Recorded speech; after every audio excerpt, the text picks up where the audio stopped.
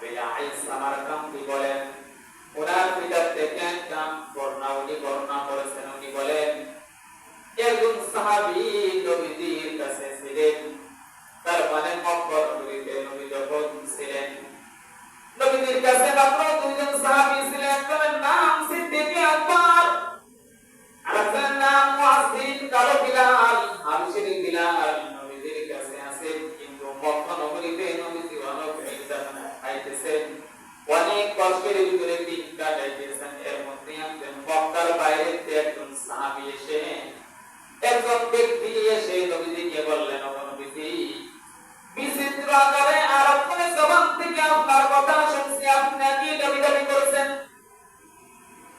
এবার নবীজির কাছে কৌশলে আয়েশা বললেন, ও নবীজি, আপনি নাকি নবী দাবি করেছেন কেন? কারণ কি আপনাকে কে নবী দাবি করার কথা বলছে? নবীজি একবার জবাব দিলেন, হে ব্যক্তি, আল্লাহ তাআলা আমাকে নবী রাসূল হিসেবে দুনিয়ার জমিনে পাঠাইছেন।